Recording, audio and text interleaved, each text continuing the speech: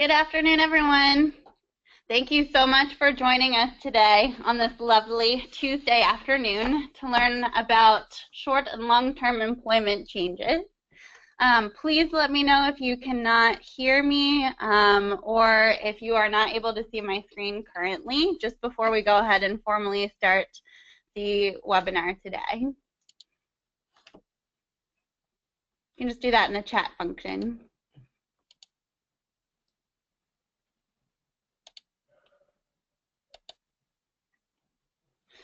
All right, well, welcome everyone to this webinar, which we have titled, a very long title, From Short to Long-Term Economic Integration for Refugee Employment, How to Use Theories of Change to Design a Job Upgrade Program. So just to let you know, Hire today is your host of this webinar, and we are a program funded by the Office for Refugee Resettlement.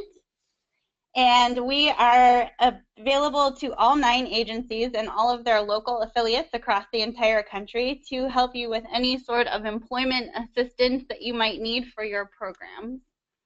Hold on one second, let me field. Okay. Looks like you guys can hear and see, that's great. I do just want to show you our disclaimer from ORR. We are 100% funded by the Office of Refugee Resettlement, and our presentation today is brought to you by ORR funding. So the views that we express today might not be reflected by those within the Department of Health and Human Services, the Administration for Children and Families. Just a little bit of housekeeping. So the recording of the webinar will be sent to you via email tomorrow with some short survey questions that I hope you can fill out afterwards. If you do have any questions, please feel free to put them in the chat feature throughout the webinar. We will not be responding to questions until the end of the webinar, but we want to make sure that we get all of those from you. And you will all remain on mute for the remainder of the webinar. So if you guys are ready, let's go ahead. Our speakers today are myself, Nicole Redford. I am the program manager for Hire, which is a program hosted by Lutheran Immigrant and Refugee Services in Baltimore. And I'm joined today by one of my other technical assistance colleagues, Jaime Costigan, who is the Monitoring and Evaluation Technical Advisor Program Manager. This technical advisor is hosted with the International Rescue Committee.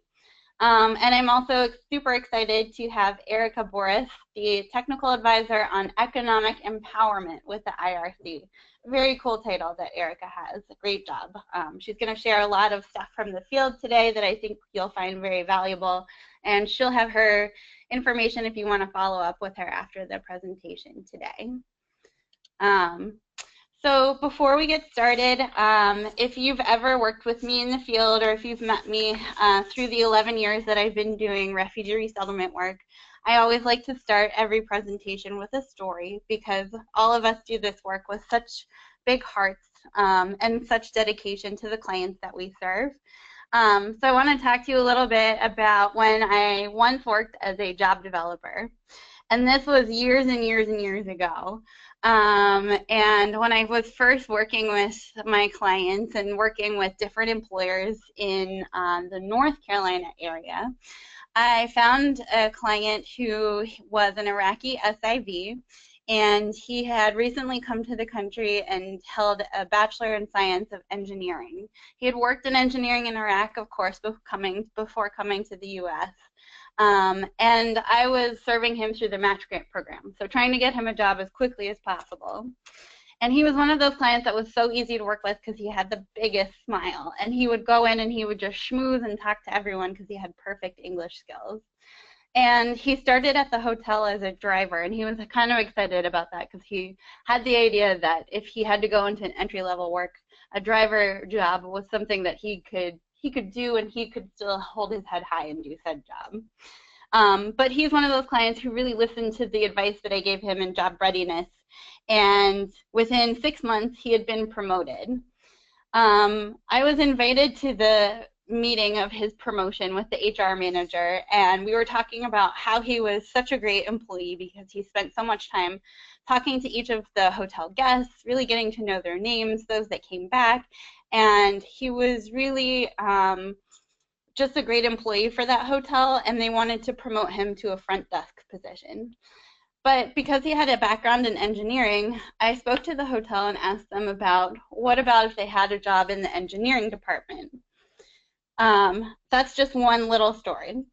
Another example, I worked with another client who was placed in a hotel as a dishwasher, and he had previously worked as a security guard. He was the same sort of client. He was able to talk to people around him and really get to know his coworkers, but he was not very excited about working as a dishwasher because he had worked previously as a security guard for about 12 years. Finally, I had a Burmese client. He was an expert masseuse, but technically he had no formal training from his country, and he did not speak a lot of English. He was placed in his first job in a restaurant, but he wanted so desperately to go back and to get some sort of licensure to go back and be a masseuse and work as such in the United States. Of course, we had to work with him to get his language up to par. In each of these three stories, there is a happy ending. For example, in the first story, the Iraqi SIV was placed in an engineering job at the hotel where he learned how to do this type of work and was promoted eventually to the manager of engineering. The second story, the client who worked as a security guard, we were able to find a simple security guard class that was 2 weekends long and cost only $160. Our organization paid half, and so did he. In the final scenario, the Burmese client who worked at the restaurant found an employer who actually started a Kickstarter campaign to raise the funds for him to go and learn how to be a masseuse and receive his license in the state of North Carolina. Each of these clients were able to obtain the job upgrade that they had wanted so desperately throughout their careers. I just wanted to let you know that these are what the first 1 to 5 years can look like for any client that enters this country. From an initial job to a promotion, to a better job, to a job in which they had once studied, or to be licensed as the thing that they've always wanted to do. Refugees of all kinds deserve the opportunity to work towards more. And what that more look like is up to them. So we're trying to talk a little bit today about how do we help these clients beyond those first jobs, especially because, as you'll notice from the slide, there are a lot of challenges that have gone on throughout FY17, mainly due to the fact that there were lower projected arrivals for FY17, which resulted in less funding, less refugee arrivals, and as Hire has learned by going out in the field, that unfortunately that has meant less staff, especially in employment programs, which is really hard to hear because employment programs are so integral to the entire process for clients and their journey to integration and self-sufficiency.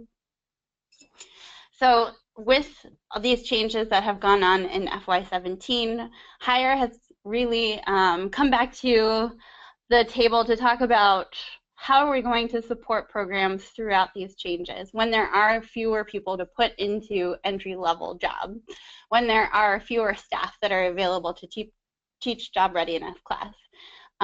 But really, I want to focus on the clients first and foremost, as they're our most important stakeholder. So when arrivals are low, how are refugee agencies going to meet their contractual obligations? On this slide, I want to talk about state-funded contracts. Each of your organizations has state-funded contracts, or they might have privately funded contracts, where you've agreed to serve so many clients throughout the year. Let's say you wanted to serve 200 clients through your RSS program, and you wanted to provide 200 hours of case management to those clients and serve 140 of them to get jobs in this country. However, at the same time, you've received a lot less new arrivals in the country. How are you meeting those contractual obligations if you don't have new clients to put into those programs? Well, it's easy because ORR is funding those populations for up to 5 years. So at any point in time, you can re-engage older clients to put through your employment programs. For example, clients that have already been working in the country for a while, it would be a great idea to re-engage those clients into your already existing employment programs. But how are you going to go about doing that? We have a couple examples here of clients that need to be re-engaged into programs by using interpreters to go out into the community, maybe bringing flyers about potential information sessions that you might host at your office. Through those information sessions, you might be able to let clients know exactly what kind of help you can assist beyond that first job for them. Some of the things you're going to want to consider, though, before re-engaging clients in your program are which clients are a priority to you in your area. What kinds of groups of clients do you want to re-engage? Do you want those that only have really good employment records so far, so that might have a reference or that have been working for at least 6 months? What would the goals and the motives be of those clients that already have their survival jobs? So what is the purpose for re-engaging those particular clients? Is it because they need a higher paying job just to survive and meet their rent? Is it because they have two employable adults and only one is working? Or is it because one of the employable adults has a profession in which they've worked in and they've studied in the past and they really need to re-engage in that? You want to think about what kind of program do you want to sell towards these clients? For example, are you going to aim for simple monetary upgrades?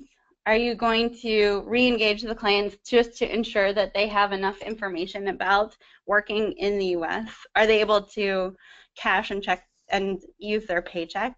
Are they able to maintain their monthly budget? Do they just need more case management services? Are they clients who might need a professional resume or a lesson in professional networking? So you want to really discuss with your staff about who you want to re-engage into these programs and what your new goal of programs would be. And again, this is because you have lower arrivals. So you want to bring in these clients really to meet your numbers for the programs that you have, but also because I think our field is really needing to move away from simple survival jobs and address the needs of clients in a longer term. And that's something that you kind of sat down and promised with clients when you first took them into your employment programs, when you were doing that initial career planning with them. And you showed them what it would look like over the first 6 months on how to get that initial job. But you also went a little bit further and you showed them how long it might take them to get back into the profession that they were once in. Or you sat down and showed them how many years of English it could take before they could even consider going into a higher paying job. But oftentimes we don't consider that there are other options in the middle of, you know, coming into the country in survival job and recertifying in this country as an engineer. For example, there are simple promotional job upgrades that a client can get just so that they're earning more money for their family. There's a lot of resources that we're going to talk about today that you can access to have clients certify in new careers or just to get some on-the-job training to get a better role in the US. Oops, sorry. So I want you to think a little bit about what the job development strategy would be for these kinds of clients. In the upcoming months, you're going to hear Hire talk a lot about labor market information and how to use that information in your local area.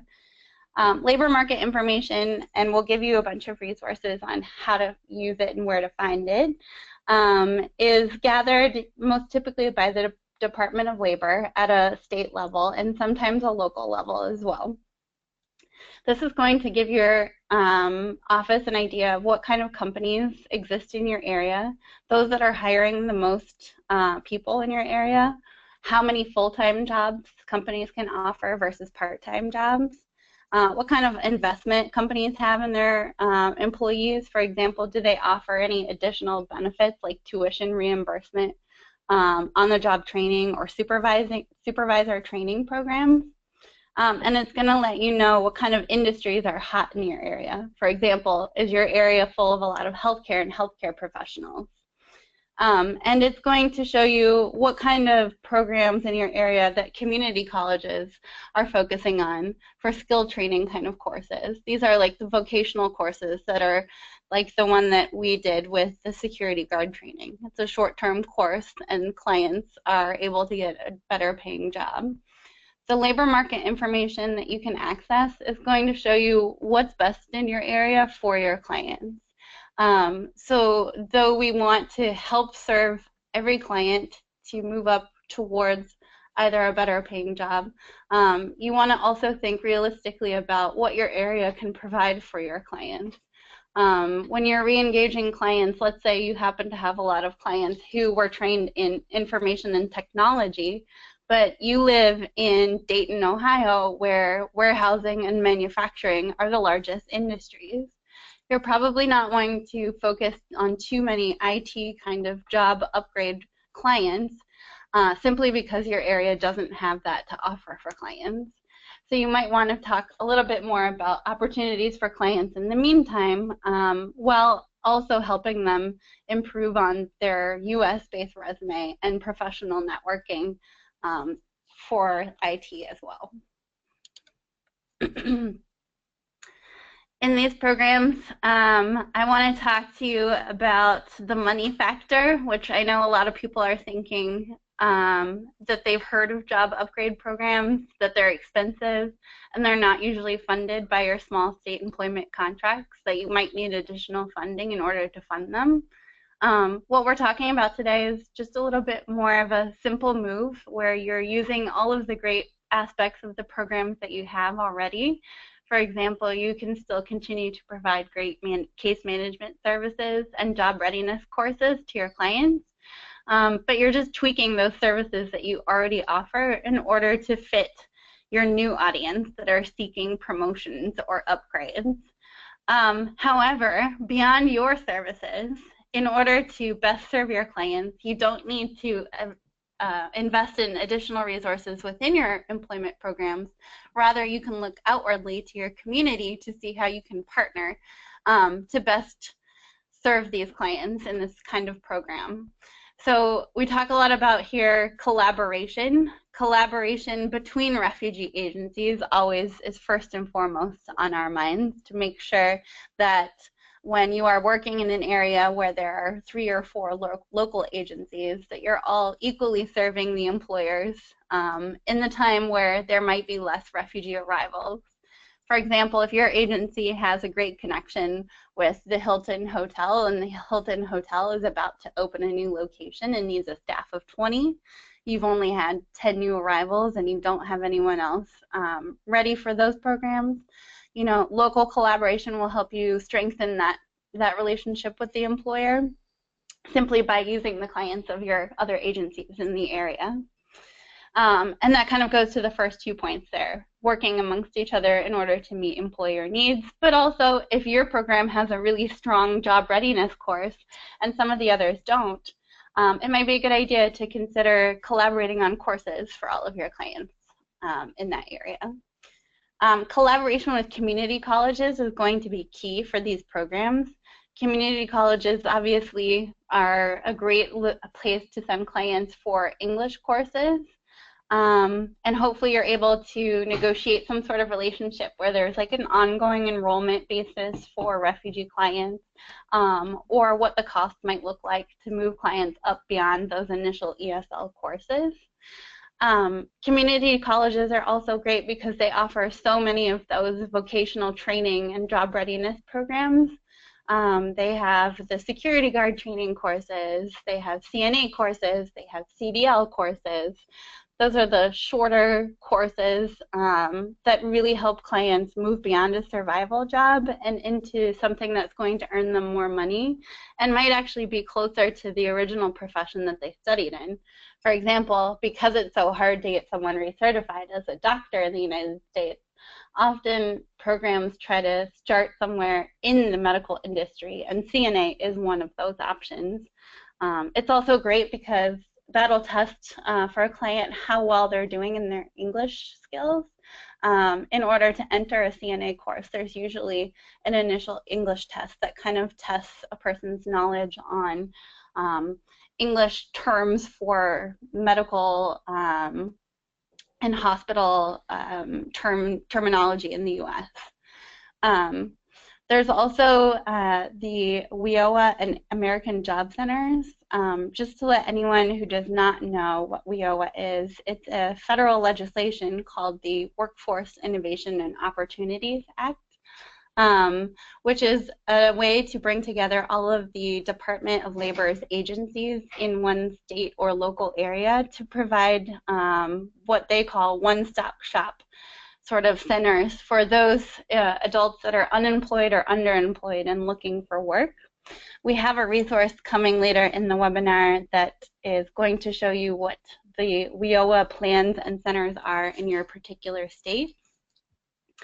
And these job centers have a lot of great resources for adults that are looking for employment, so it might be very beneficial for you, if not to fully partner with an American Job Center, but to go and see how they're going about the work that they do, what kind of labor market information they've already found in their particular area. For example, are they trying to push 100 adults going into CNA courses because they've been told by the local hospitals that they're looking for a ton of healthcare professionals in that particular area, versus perhaps they recently found out that there is really less of a need for truck drivers in that particular area.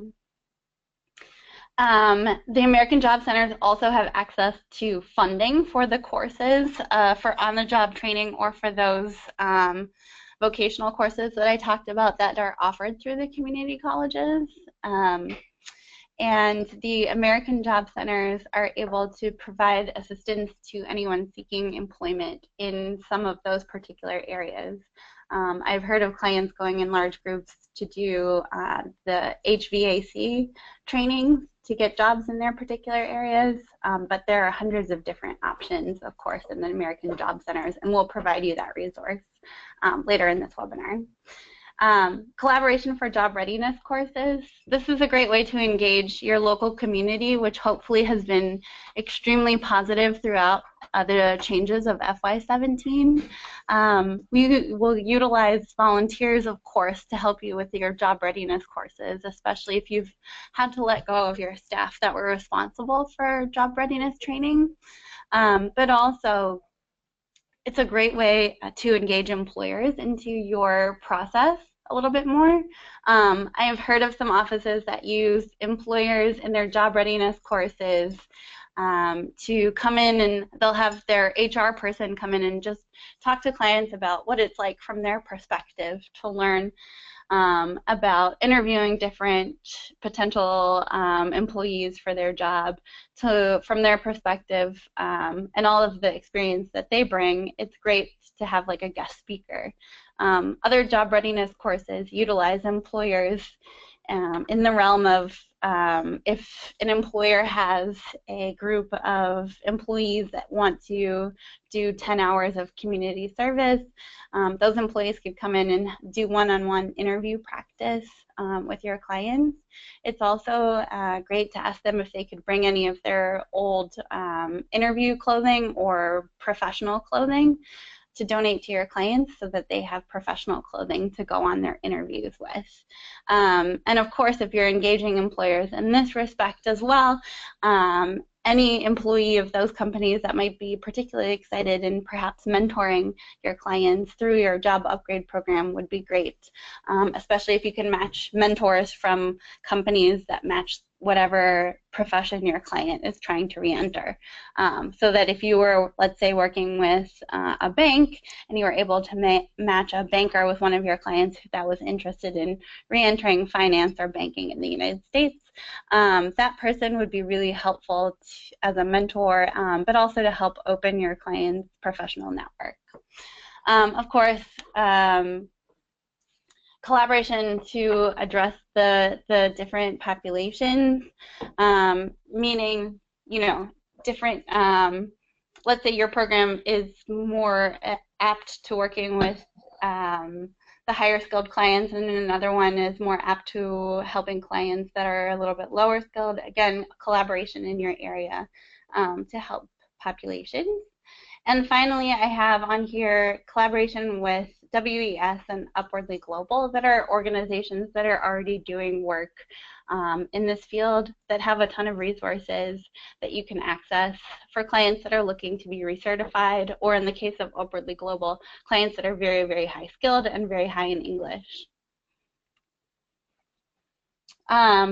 Potential partner agencies, this link here, the WIOA funded programs, are those state programs that I was talking about. Hire did a blog post recently that highlights the two parts of the state plan that show where the funding is going in your particular state and where to best access your resources.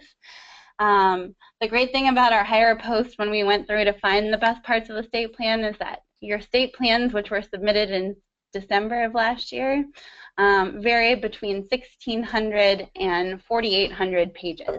So it could be a very long read. Here's the link for American Job Centers. You can find the one that's closest to you in your area. Of course, again, the community colleges, finding the best partner in your area. Some areas have more than one community college. Any sort of entrepreneurial programs for refugees that might have a business background. Recently, Hire and Welcoming America did a webinar on entrepreneur programs, and we can send out that information as well.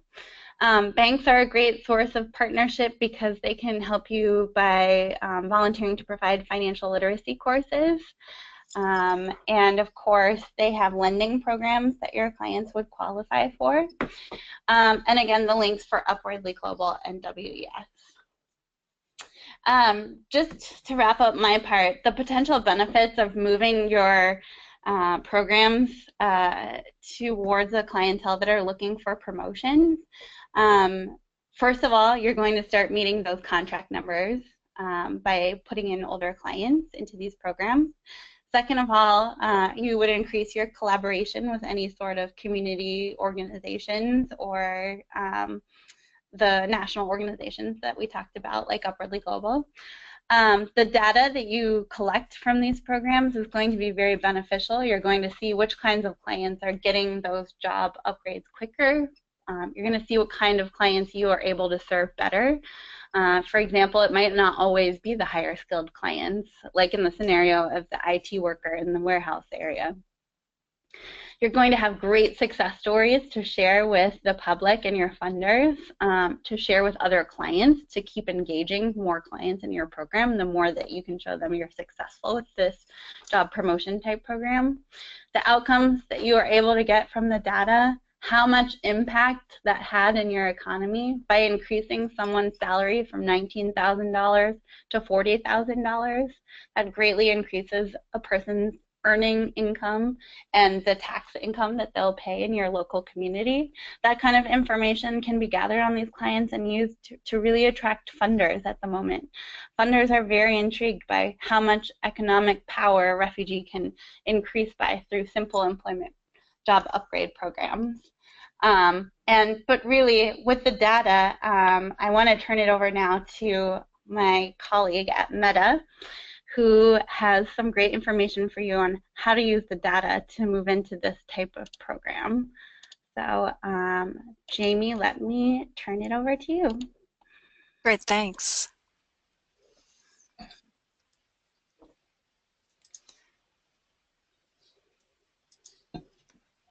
All right. So in today's presentation, first of all, thanks Nicole, and thanks to all of you who are joining today. I'm going to be talking a bit about the META project, the Monitoring and Evaluation Technical Assistance Project, and then I'm going to talk about the opportunity that we have now to design and implement evidence-based, data-driven programs that address these longer-term employment goals of refugees that Nicole's been talking about. And then I'm going to talk about some strategies, some basic strategies for getting started with this.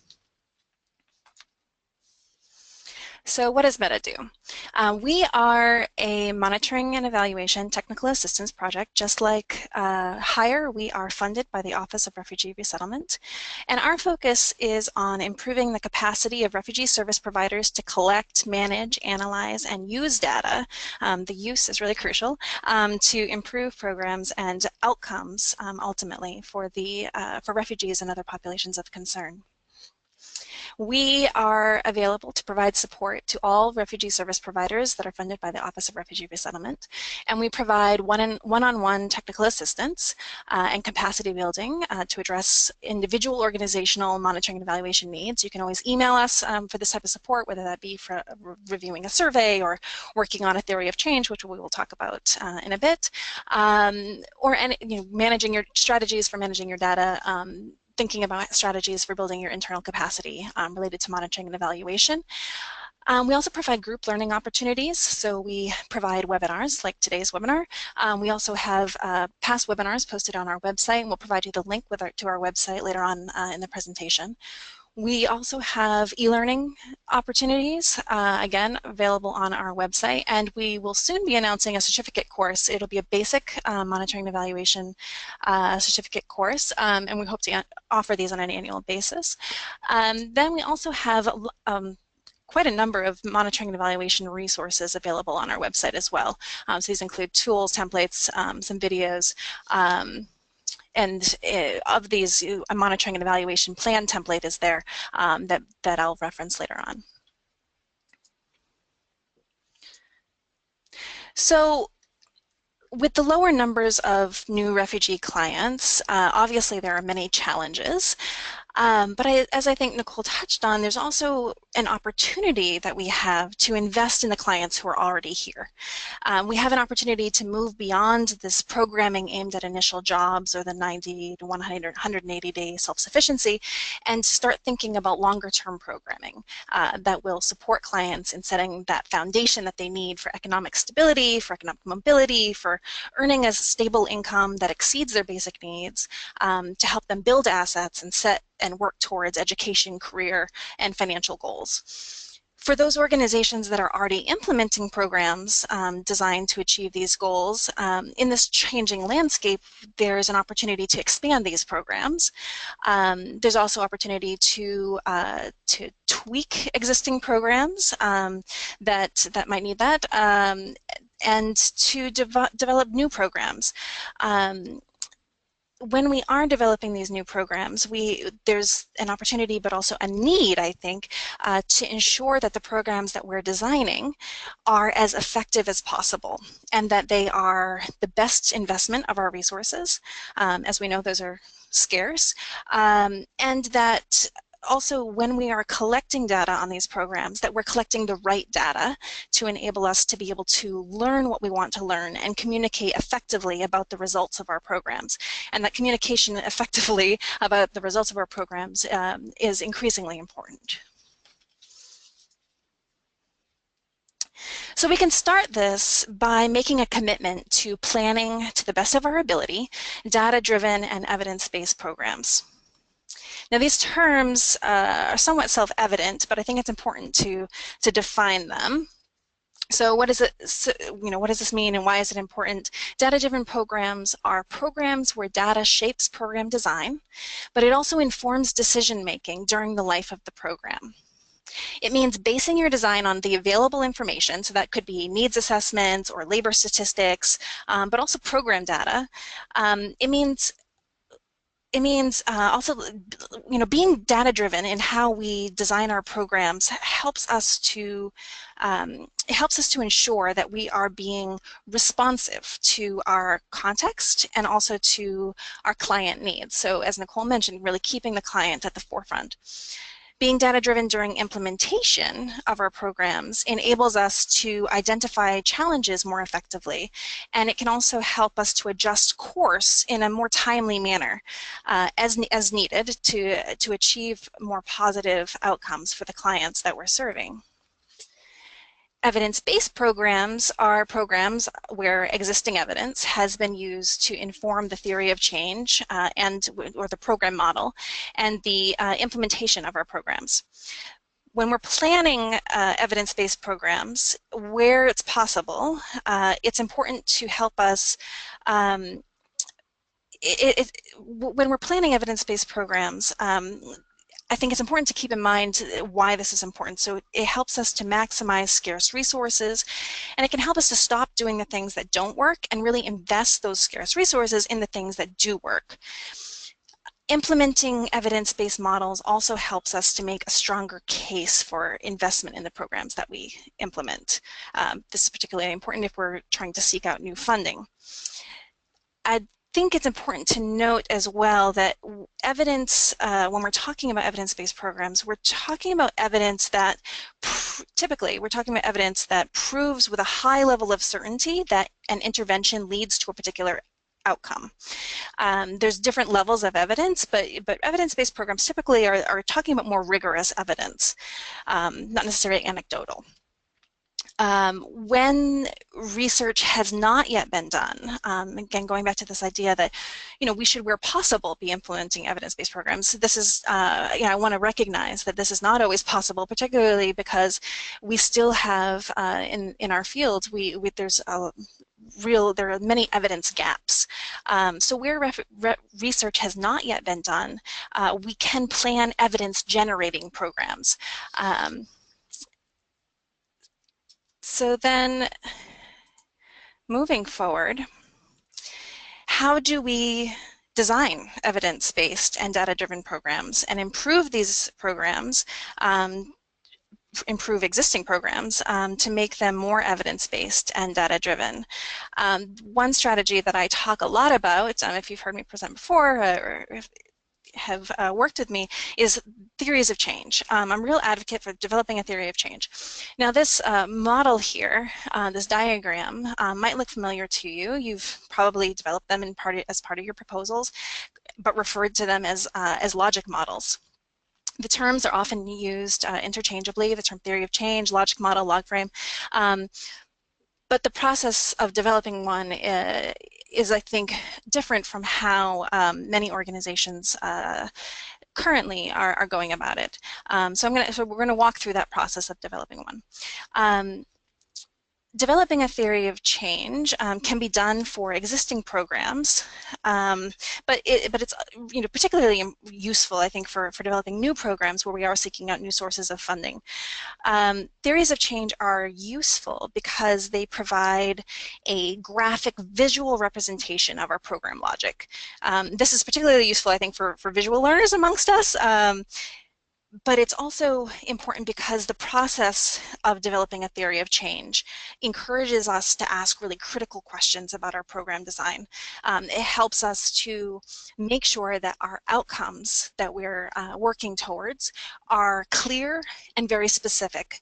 And just that the program logic is sound, and the program design really is the foundation of any good monitoring and evaluation.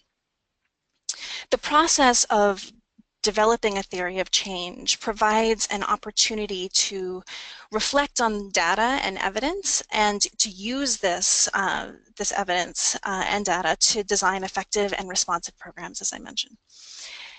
Having a theory of change mapped out and using it to inform our monitoring and evaluation plans can help us articulate clearly what our program will achieve, how how it will achieve it, and then how we will measure it. So how do we go about developing a theory of change? As I mentioned, this is a bit different from some of the processes that I think that I've seen, where people are starting with the activities. I think our tendency, because we know what ideas we have for programs, so our tendency is to focus on the activities first and to move from sort of the left to the right here. But I'm going to really encourage us to start, when we're developing a theory of change, this process of backwards mapping, starting with your goal. And working backwards. So thinking about this, consider what outcome or high-level outcome or ultimate goal you would ultimately want to see for your clients. Oftentimes your goal is donor determined, but I think it's still worth considering why the goal is important and to examine the data and evidence that is available to support it. This is important, I think, particularly when we're seeking new sources of funding.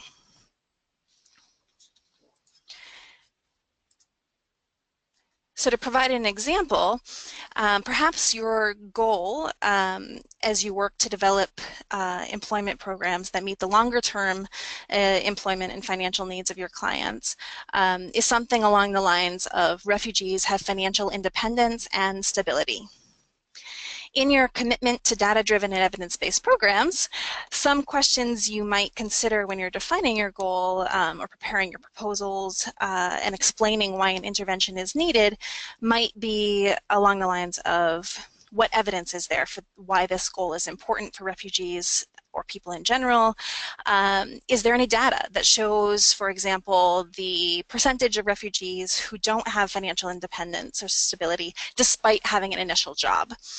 Or are there any studies that show the consequences of not having financial independence or stability? Working backwards, once your goal is defined, you'll want to think about your objective or your objectives. Based on the data and evidence available, what part of the goal should you address? And so the goal is something that you are not achieving all on your own. Your objective is something that you are achieving. It's the part of the goal that your program or your organization is going to be focusing on.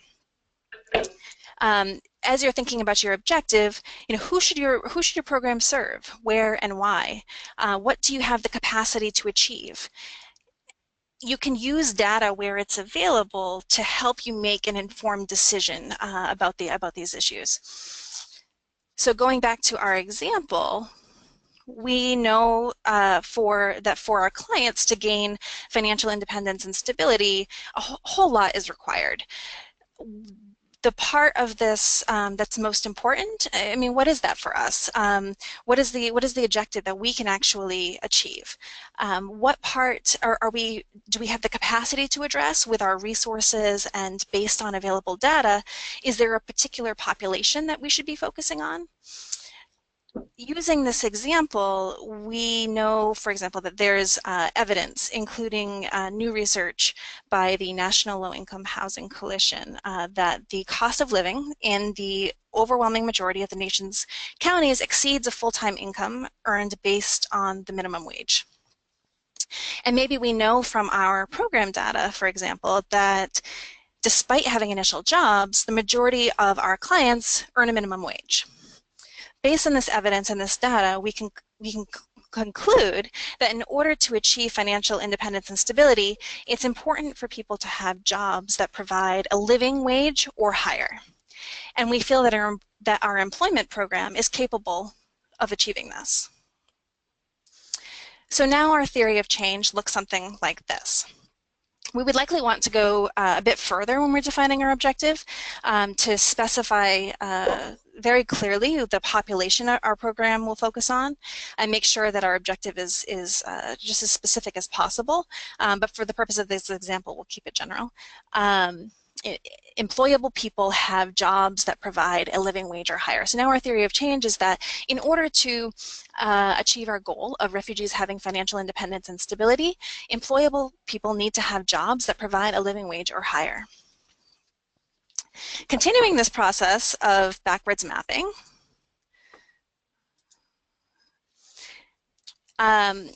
we next want to define our program outcomes. So again, we want to be looking at the evidence and data. We'd want to consider, for example, in order for employable people to have jobs that provide a living wage or higher, what outcomes would we need to achieve first? So what outcomes are required to achieve this objective? We can look for evidence and data to help us to define these outcomes. One strategy is to think about data or evidence that shows barriers to achieving the objective. So for example, what evidence or data is there related to barriers to refugees in our community attaining jobs that provide a living wage or higher? We might also look at data related to, what jobs in our community pay a living wage or higher? What does the job market look like for these jobs? What do we know about the skills that are needed to get these jobs in our community? What percentage of clients have these skills currently? Some sources of data that we might look at. We'll show you some other sources, but these could include needs assessments, labor market data, but also existing program data. So based on the information that we have, maybe we determine that our outcomes should be something along the lines of people have advanced job readiness skills and people have intermediate to advanced English language skills. It's important to get as specific as possible. Again, more specific probably than I've outlined here in this general example. But if you're, so get as specific as possible as you can in defining your outcomes. But if you're not able to do that in the definition of your outcomes, you definitely want to at least, in the process of developing your theory of change, make sure that you're considering how you would define them. In this case, you would we want to look at what you mean by advanced job readiness skills. And this is really important for both implementation, obviously, but also for measurement. And continuing to this process of backwards mapping, we'll want to think about what immediate results or outputs we need to see in order to achieve the outcomes that we're hoping to achieve.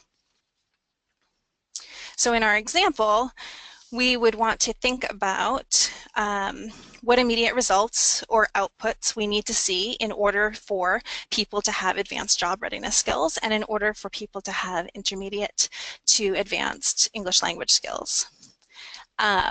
Outputs, when you're developing proposals or you're monitoring and evaluation plans, often are just focusing on things like the number served. I think this is pretty common. We're looking at enrollment, numbers served. But we can use evidence and we can use evidence to help us to determine what our output should be. So, for example, as I believe Erica is going to discuss, there's some evidence that among basic skill deficient clients, attrition is less likely and job readiness programs are more effective when combined with case management, supportive services, and incentives. So an output or immediate result immediate outcome might be something along the lines of clients enrolled in the job readiness program are enrolled in case management services. So we've used evidence to help us to define what our outputs should be. Evidence can also help us to improve our outputs by helping us think through quality standards that need to be met in the output. Or that need to be met by the output in order for the outcome to be achieved. So maybe evidence shows us that a particular curriculum focused on certain set of core skills is effective in helping people to acquire these advanced job readiness skills, but enrolling in the program isn't enough, even though usually we're tracking just enrollment. We still need to track enrollment, but it's not really the only output that we should be tracking. Perhaps we want to have an output that would be something more along the lines of people need to successfully complete this program with an attendance rate of 85% or higher. And the program needs to be delivered with fidelity to the curriculum. So we can design our outputs along these lines, really to reflect the quality of the output that needs to be delivered. And of course, as we're thinking about outputs, we're going to be probably simultaneously thinking about our activities. So there are a few other things that we can do when we are thinking about how do we plan data-driven and evidence-based programs. Beyond just developing a theory of change, I think it's important to use this theory of change to guide our monitoring and evaluation plans. A monitoring and evaluation plan is a narrative document that serves as a planning tool, and it should be a reference for project staff and how to go about monitoring and evaluation throughout the life of the project. It's not something you just submit to the donor and forget about. It should outline what will be monitored and evaluated and why, and also how data will be collected and protected, how data will be analyzed and shared, and it also outlines the staff responsible and the resources needed. We have a monitoring and evaluation plan template available on the Meta website, so I encourage you to look at that. When we are developing our monitoring and evaluation plans, it's really important to make sure that the data that you're planning to collect has a purpose. Make sure that it's useful.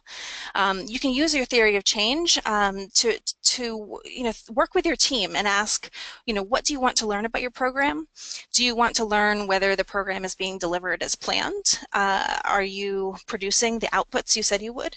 Do you want to know whether you're achieving your outcomes? Do you want to know whether you're achieving your outcomes equitably or equally for male and female clients? Do you want to know whether the change that you're seeing can be attributed to your program? You can, based on these questions, you can map out the program data that you need to collect in order to learn what you need to learn. And with this, you want to make sure that your monitoring and evaluation plans and your budget enable you to capture this data. 10% budgeted for monitoring and evaluation is sort of a standard goal, but it's often not met. In planning data-driven and evidence-based or data-driven programs, it's also, I think, important early on to consider the processes that you'll be putting in place during the implementation of your program. These processes, like particularly to analyze data, identify the action that is needed based on your analysis, and to act on it. You can include in your monitoring and evaluation plan the questions that will guide your analysis and the interpretation of the data that you're collecting. You can talk about when your analysis will take place, for example, at monthly staff meetings, and it should also outline who will be involved. And one thing I should mention just real quickly is that this process of developing a theory of change, it's not something that should be done in a disjointed fashion. It should really be done or by one individual. It should be done as a team, where possible, as part of a collaborative discussion, because the benefit really is in the process of developing it.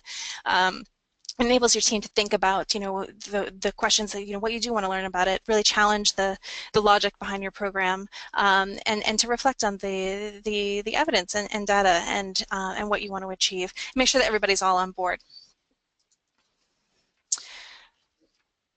All right, so here are the links to some resources that for different types of data that you can use as you're developing your theories of change, designing your new programs. And I'll hand it over to Nicole and Erica to discuss some of these.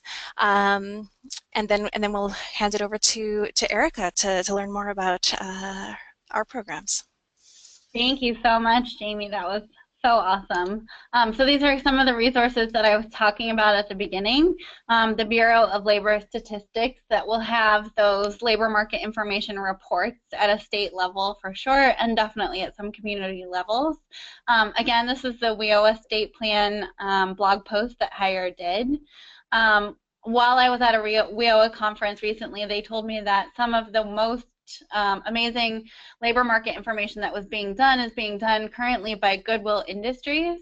I wasn't able to find it for every state. I guess each state is doing their own one. So I just gave you a link to one for the state of Pennsylvania as an example. And it's a really helpful resource and goes a couple steps beyond what the Bureau of Labor Statistics have done in their reports. However, when I was at the WIOA conference, the Bureau of Labor Statistics said, please write to us anytime and ask us whatever you would like us to research, and we will do so. So definitely reach out to your local BLS reps. Career One Stop is another great resource for you. So is Workforce GPS. Giving you that same information at the local level to really guide what's going on in your particular area and what kind of programs would be best and most profitable for your clients. And then, of course, the Department of Labor, Employment, and Training Administration. And then the last one here, I want to turn over to our last presenter, Erica with the IRC, who's going to give you a really great example of what you can do with this kind of program. Thank you, Erica. Great, thanks so much, and hello to everybody. Good afternoon and good morning, depending on where you are. Yeah, the last resource here on this page, for those of you who are interested, the Employment Strategies for Low-Income Adults, that is actually a terrific resource. It's kind of a catalog, a library of several hundred studies that have been done looking at various interventions and working with low-income adult populations here in the U.S. and helping them increase their skills, their education and training, and their employment and career growth. So a good resource as well.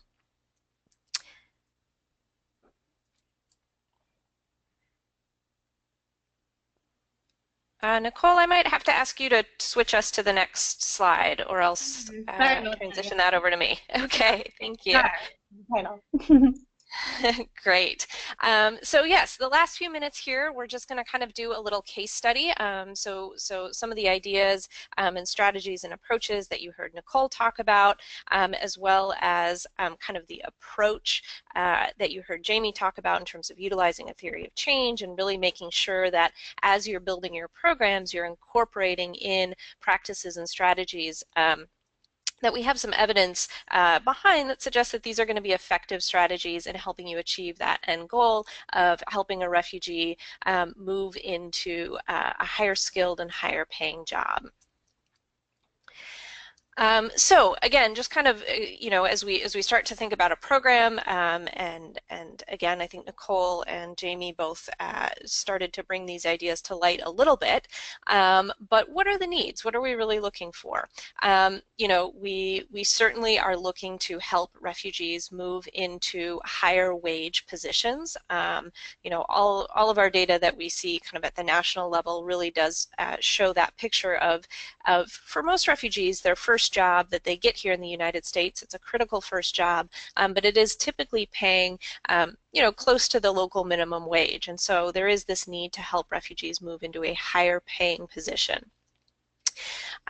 Nicole spoke quite a bit about the fact that it's important to make sure that whatever program you're developing is really aligned with in-demand jobs in your community. So there really is no one-size-fits-all, and you know, you can design a fantastic program that helps people develop important technical job skills and strengthen their soft skills, but if those jobs don't exist in the community that you're in, that program is going to fall flat on its face. And so it really is important to do that. And I think the only other thing I would add to that is to really remember how dynamic that local labor market can be.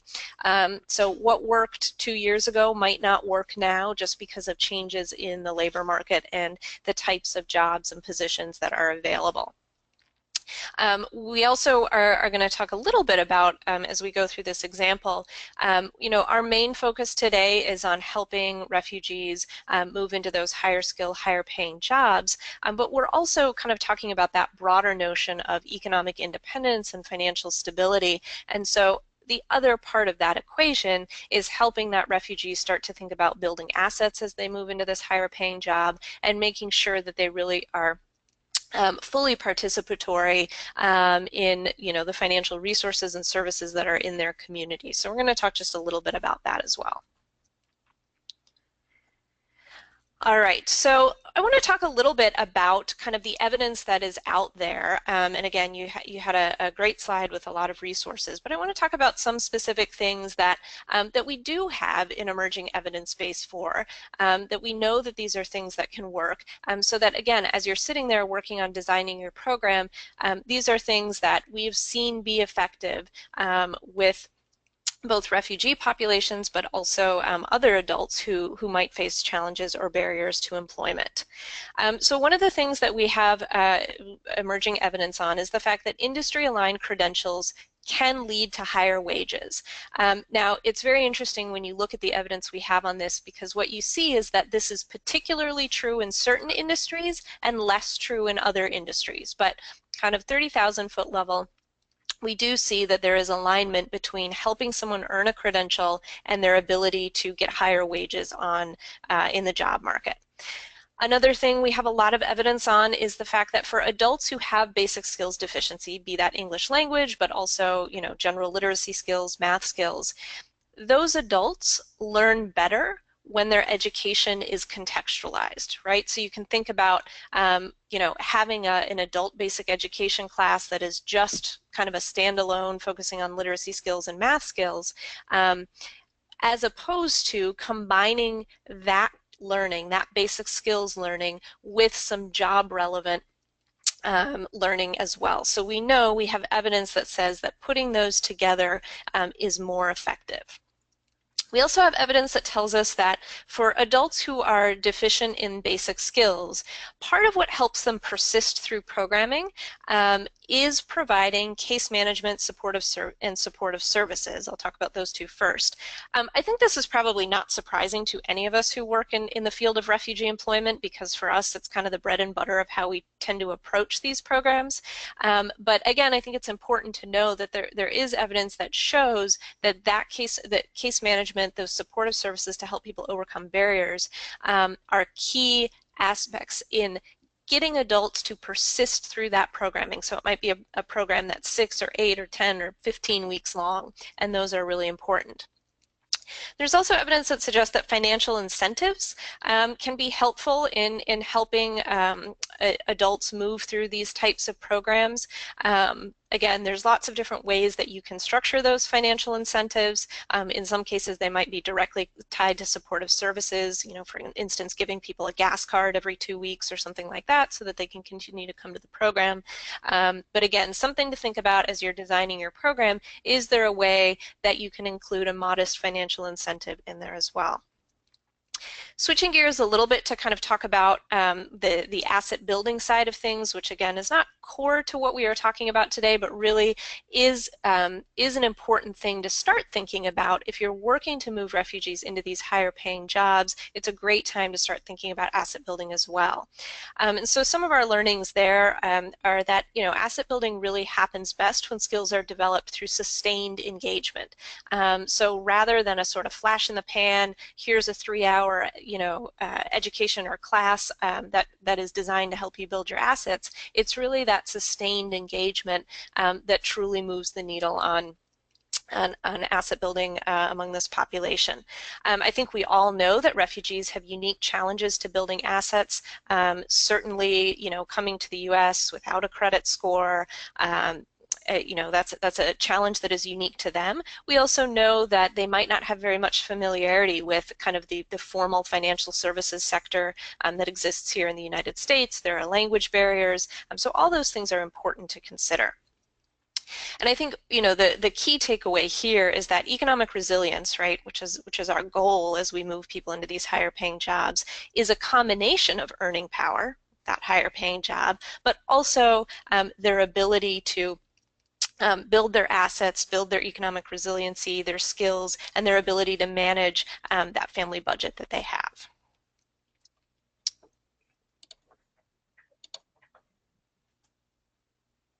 All right, so I want to jump right into an example here for a quick minute.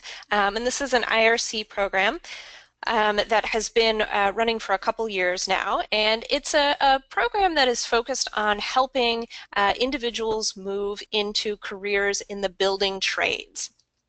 And so, you know, a couple things that I want to highlight, aspects of this program that relate to the evidence base that I was just talking about and some of the points that Nicole made in terms of best practices. So first of all, this is a program that does include a bridge curriculum. And that bridge curriculum is a combination of basic skills, right, helping with reading, math, and language, along with those basic technical skills. So in this case, it's construction skills. So those two are integrated together in a bridge curriculum to help simultaneously strengthen the basic skills of the participants, but also help them develop those technical skills around the building trades. The program does include an industry recognized credential. We talked about how that's important, and this particular program actually kind of does that in two different ways. The first credential that participants receive is for completing kind of a basic introductory survey class in the construction trades, but then many of the participants are then able to move into sort of the apprenticeship career pathway programs, which of course offer additional certifications that are recognized by the building trades associations. We talked about the importance of aiming for a living wage. That was part of the reason this career pathway was chosen in the community where this program is being implemented. The starting wage, even for kind of the entry-level apprenticeship type positions, tends to be at $16 to $18 an hour, so it is significantly higher than minimum wage and close to the living wage of the community that it is in. And of course, it offers significant opportunity, particularly if an individual goes the route of an apprenticeship program and then continues to move up, of earning a much higher wage. And so that's certainly a really positive and important aspect as well. The program does integrate financial capability programming into it, so participants are taking financial education classes and have access to financial coaching. And again, I think that is reflecting this commitment to economic resilience, economic independence for refugees is partly about higher earning power, and then it's also about learning to really leverage those higher earnings and manage that family budget in a positive way that supports financial stability. As a part of that, clients do have access to various asset building products as well. And of course, throughout this program, it's about a 6-month-long program, participants are accessing regular case management and coaching, right? So there's a classroom component, there are things that are happening on an ongoing basis in this group classroom environment, but there is also in parallel this one-on-one support, both actually on the employment side as well as on the financial coaching side, to really ensure that individual persists through the program and feels supported and is able to kind of keep their eye on the prize and move forward. Awesome. Thank you so much. That was such a great example to end the webinar with. I think we went through a lot today, and I just want to reiterate the point of the webinar was that the information that we were getting from the field is because of less arrivals, programs were in need of clients to really start this whole process, and I'm very, very thankful to our 2 guest speakers today who were able to show a way to really thoughtfully develop a theory of change to develop a job upward career advancement type program, but also to Erica, who could show us what an example of what these programs can look like from the beginning, initially kind of testing your clients and the labor market in your area and really finding what your niche is with all of these clients and being able to work them towards a much bigger opportunity. So I want to give everyone out there a chance to write down your questions and send them either in the question or the chat feature, and we'll definitely answer all those questions now. But before we do that, ORR asked me to announce a funding opportunity, which goes really well with our topic for today because it's the Refugee Career Pathways Program. It's a program that is going to be able to assist refugees in this very medium. And this program will start in fiscal year 18. I've included the link to the entire information available through ORR's website about this particular program. I suggest that you take a look at that. And what they've said in their funding opportunities, kind of what we talked about today, is that these kinds of programs take a lot of collaboration with other community associations, community colleges, other programs that are already out there in existence. So if you are truly excited and moving towards and wanting to apply for this grant, I encourage you to look at the opportunity. Also, I just want to make sure that I highlight our hire resources. Jaime did such a great job of telling you about metas, and we have a slide for theirs as well. Hire does have a website where we offer most of our resources, like recorded webinars, any sort of one-page sheets that might have more information for you, and of course our featured blog, which goes into many different facets of refugee employment. We also have an online learning management system, which you can sign up for on the homepage of our website.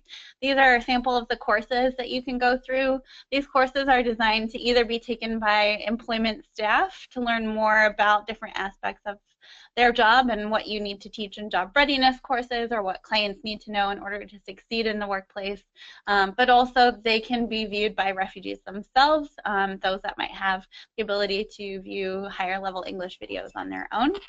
and just an example of our Hire blog.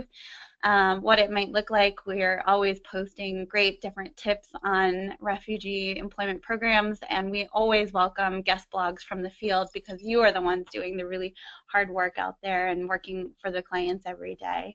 And then, Jamie, let me pass this to you to just show.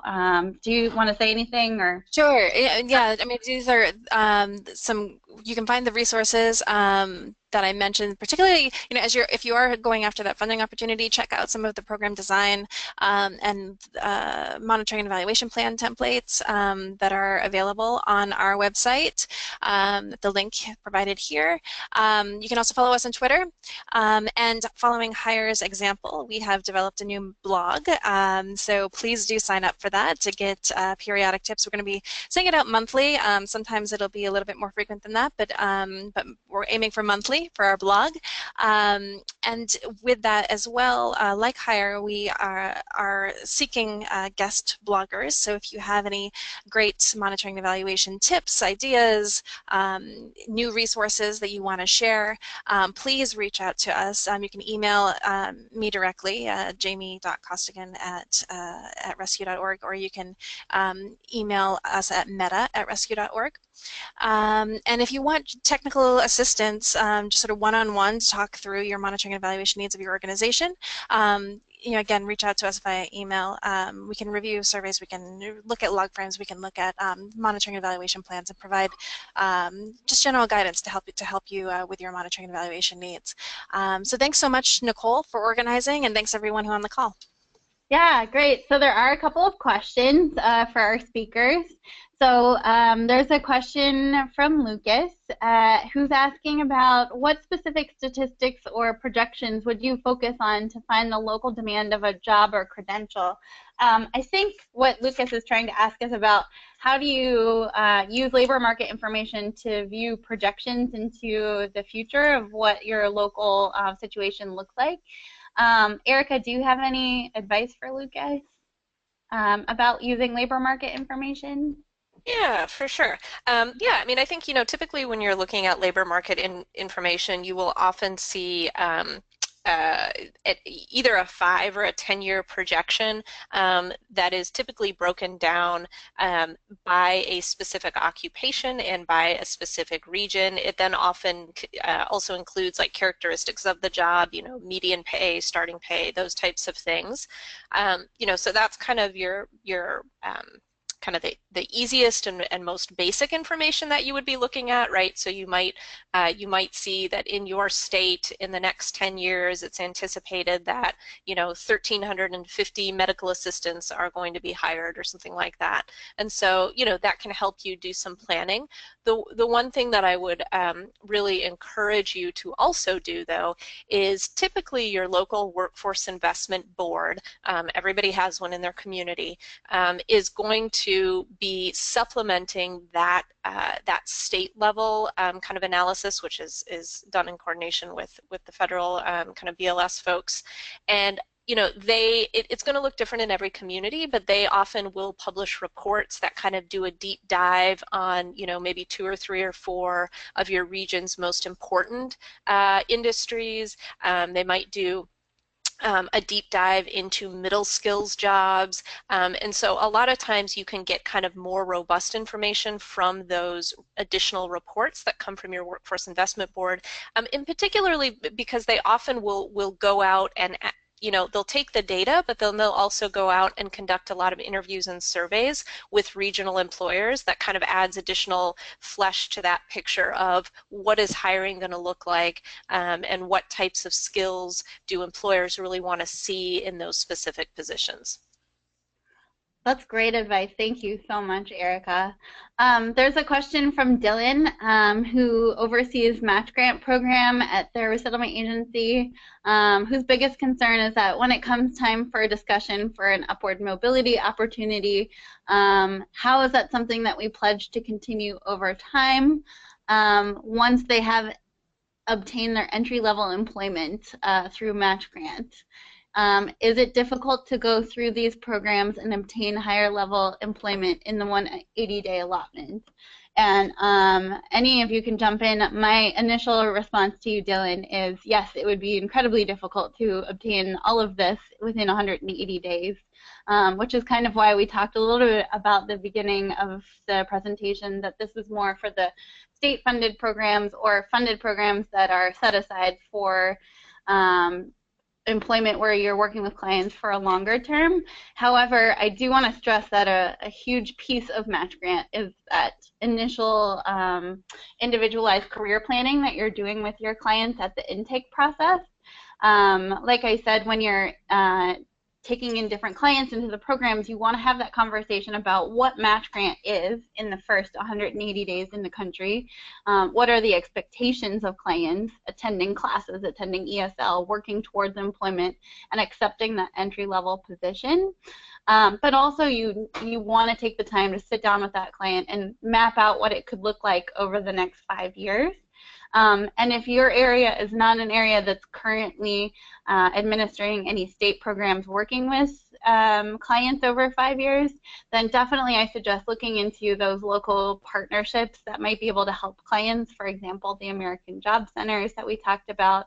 But also this might be a great opportunity for you to realize that if you're only running a Match Grant program, it might be a great time to really open up opportunities in your area to assist clients beyond that 180 days. So just stressing that you want to do that long-term planning, but it most likely will not happen within 180 days. Though when going out into the field, we have seen a couple offices that were able to get small promotional or financial upgrades for clients within the Match Grant program. So applaud you for if you're one of those offices that can do that. But yeah, that's a very short time frame. And then there's another question here for you, Erica. It says that you mentioned a certain industry-aligned credentials are better than others. Can you elaborate on which ones or industries tend to be better than others? Definitely, and I can maybe provide some follow-up resources because there is some good evidence on this and some folks who are looking into this more closely. But in some of the work that has been done on this, areas like healthcare, as well as transportation and logistics, as well as IT, the sort of bang for the buck is a little bit higher than it is in some other areas. Another thing that a lot of the research that has kind of really taken a close look at this has shown is that there's a lot of kind of, again, bang for the buck in that short to medium term credential space, which I think is aligned with kind of what Nicole was mentioning in terms of kind of opportunities that might be offered through community college, vocational and certificate programs. So again, those programs that are perhaps 3 months, 6 months, maybe 12 months, but they're shorter term, short of a full degree program, you see a lot of bang for your buck there.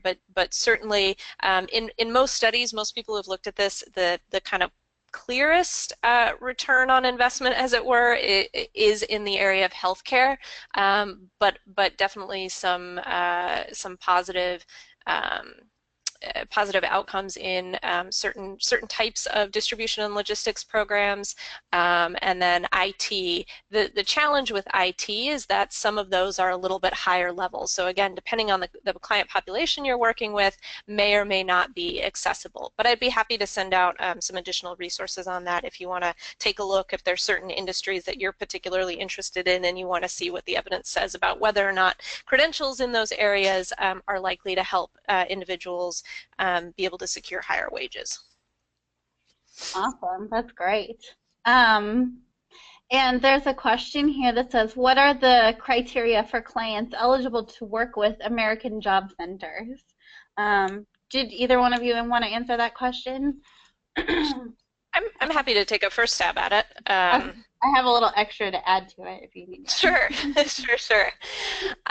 So fundamentally, your American Job Centers are going to be funded through WIOA, and so WIOA has its own set of kind of eligibility guidelines.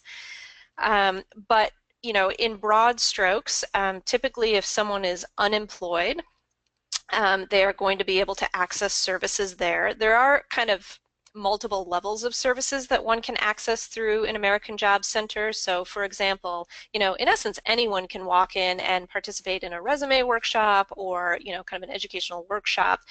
Some of the resources that come through an AJC, like for example, training scholarship dollars or opportunities to participate in OJT, that local AJC likely has other steps that you have to take in order to qualify for those. Again, part of it is going to have to do with, you know, do you live in the right geography that's served by that AJC? Are you unemployed or a dislocated worker?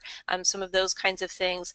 For specific things like you're trying to get a client to be able to access training dollars to pay for, I don't know, an LVN program or something like that.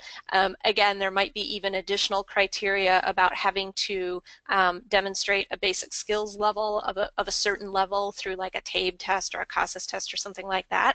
But I would say the best approach is to begin to build a relationship with your AJC. That's a good way to kind of understand how their process works, how their workflow works, what types of opportunities and resources are basically available on just kind of a walk-in basis, and which ones are people going to have to kind of actually go through the WIOA eligibility process and, you know, to access some of those additional resources. Yeah, that was a really great answer. I have, just to add to that, that the new WIOA legislation does have this area of priority of service populations, of which refugees are going to meet on numerous levels because of the barriers that they face towards employment, because they are already receiving low income in the initial jobs that they're in. Some of them might still be on benefits. All of those things qualify them for services through AJCs. As well as AJCs are serving out-of-school youth between the ages of 16 to 24, if that meets some of your clients as well. The American Job Centers, the funding that they receive to serve these clients is available then to most of your refugee populations. And the only thing that I would say is when you're going in to talk to the American Job Centers, be very clear about, just like you would with any new employer that you're working with, the needs of your clients. AJCs are meant to serve populations that do not speak English as a first language, but often, just like an employer, don't know how to access interpreter lines. So you might have to have that conversation. You might have to go back a couple times and work with clients. But definitely, the AJCs are going to be very beneficial to you throughout this process. So the more conversations that you can have with them to advocate for your clients, the better that will be. Let's see. And there is a question that says, can I please share the ORR Refugee Career Pathways link? And yes, it's in the webinar that will be coming to you via email after today. The link was in that little paragraph that I had available. And then, of course, if you're too excited and want to read it right away, it's available on ORR's website. I believe those are all the questions. I want to thank everyone so much for joining us today. I think this is really the first step in a new dialogue on moving employment programs toward more of a career advancement type program and serving clients at higher levels, but within the same sort of sets that we have already, the same job readiness courses, but tailored to the needs of clients. So Hire will definitely be coming back with more on this dialogue in the future.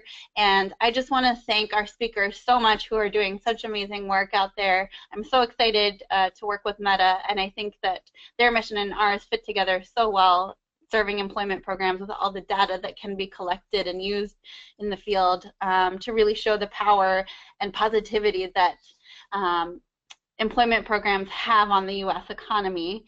And of course, thank you so much to Erica and the IRC for sharing their program and that information. We'll be sending out this webinar later today, but thank you so much to everyone for attending, and thank you for the work that you do on behalf of refugees and immigrants. I know you're working so hard out there, and I truly am impressed and amazed by the amazing stuff that I learn every day from all of you as well. Have a wonderful afternoon, everyone. Thank you.